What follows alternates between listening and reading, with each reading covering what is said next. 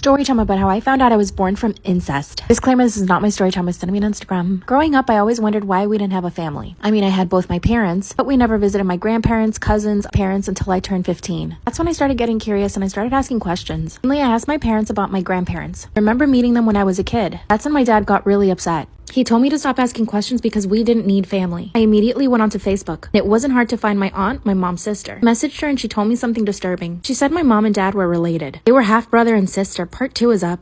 Story time about how I found out I was born out of incest. Disclaimer, is not my story time, it's sending me on Instagram. When my aunt told me the disturbing truth. My mom and dad were half brother and sister. According to my aunt, when they were in high school, they always spent time together. Everyone just thought they were best friends. But apparently my aunt walked in on them making out one day. When she told her parents, my grandparents, they obviously freaked out and tried to separate them. That's when they tried to send my dad to a military school. 1 week before they sent him, my mom and dad decided to run away together. They finally ran away and never spoke to their family again until I was born. My grandmother begged them to get rid of me. My parents kept me. Part 3 is up. Story time about how I found out I was born out of incest. Disclaimer, is not my story time, it's on Instagram. After I was born, my grandmother begged my mom to give me up for adoption. My parents were both 18 when they had me. Not only were they jobless, they were also half brother and sister. Since my parents had run away from home, my grandparents didn't want to help them financially. Luckily, my parents started their own business and they are successful today. Finding out that my parents are half brother and sister, I understand our family history and why we were never close to our family. Finally confronted my parents and they denied everything. I decided I'd do the same thing they did. I ran away for 3 nights, hid in my bestie's basement. Finally, my parents came over and told me the entire truth. My parents do love me, but they keep me away from my family. What should I do? Should I forgive them? I, 30 female, caught my husband, 31 male, in an affair and I don't know how to move on. I suspected things had been going on for a while, but kept brushing it off. I thought he would never do that to me.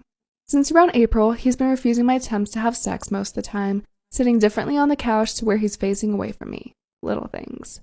It's with one of our good friends. She came to my house a few weeks ago. She's texted me, she's pretending to be there for me.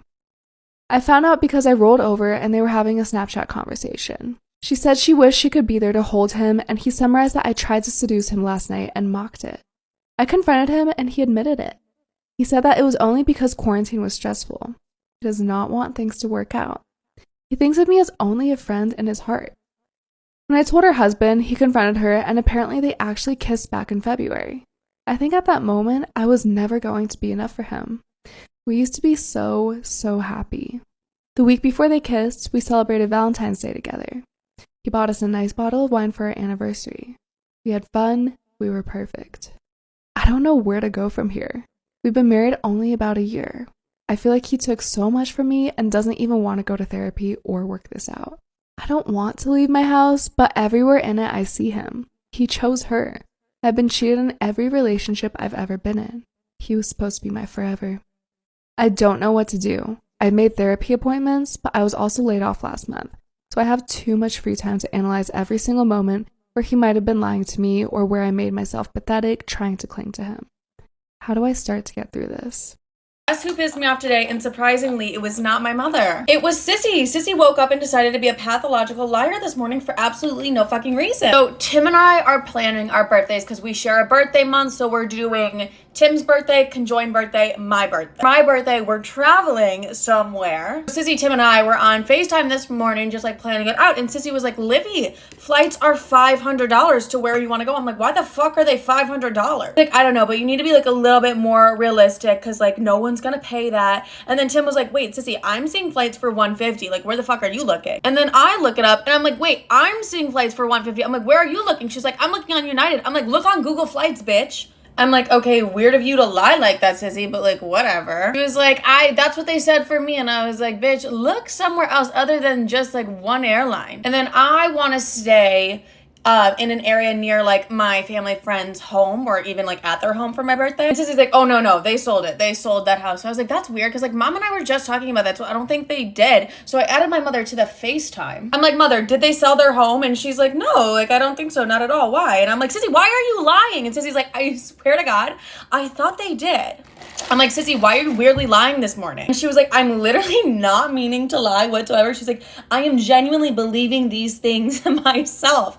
And I'm like, okay, but where are you getting? She's like, I don't know. I'm just believing these things. Then Tim was trying to figure out what he wants to do for his birthday. And he's like, I was like, Tim, just like do a party bus. Cause he wanted to do like a trolley and I just did a trolley. And I was like, I feel like a party bus is more your vibe. And I'm like, do a party bus. And Sissy's like, honestly, like, I don't know if they have party buses in New York. I'm like, Sissy, why the fuck would New York City, out of all places, not have party buses? Like, you're literally just lying. And she was like, and Tim was like, yeah, Sissy, why would New York not have a fucking party bus? Like, you know, like maybe it's hard for them to get down the roads. And I'm like, Sissy, why are you weirdly lying this morning? And she was like, I'm not meaning to, I'm just believing it from myself even. And I'm like, if a fat ass trolley can make its way down the highway, I'm pretty positive a little party bus can make its way down the like highway. Did I say hallway? Highway. And then I went on a walk with Sissy and I was like, what's up with the lying today? She's like, dude, I've been genuinely believing it myself. But the whole morning on FaceTime, Tim and I are like, Sissy, where the fuck are you getting this info? And she's like, I'm just believing it myself. I'm like, okay.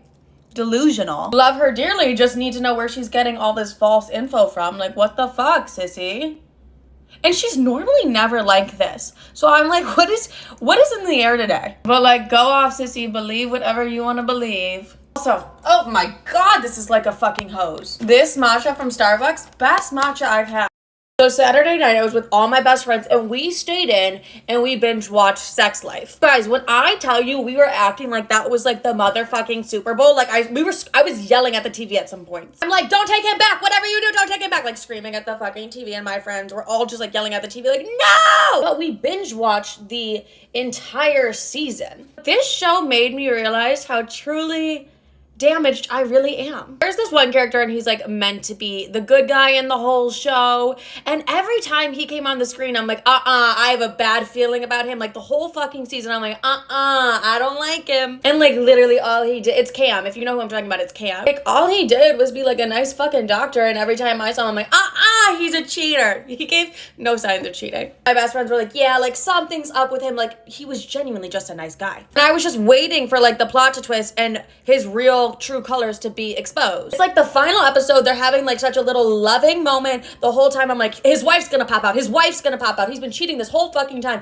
My best friend's like, yup, it's gonna happen right now. No. This man just told her he loved her and he was just a nice fucking guy. Like there was no wife, there was no cheating. They're kissing, they're falling in love, and my best friend and I just look at each other like, are we fucking damaged? Like this man was just a nice guy, and the whole time we were like, he's gonna fuck another bitch. And we literally just sat there after they're like falling in love and we're like, we're damaged. Like we are damaged women. Just assume this man, who is just a nice fucking man, has another wife, is a cheater, or like has fucking chlamydia. I looked at my best friend and I said, we gotta do better, babes. That's embarrassing for us. Also, it's like, these are just it's real life situations that have happened to me. So like, why would I not think it would happen in a TV show? You know, it's like the nice guy turns into the asshole. I'm like, that's like a Thursday for me. Like I thought this would be the same fucking thing. I will be unpacking this in my next therapy session. Don't you fucking worry.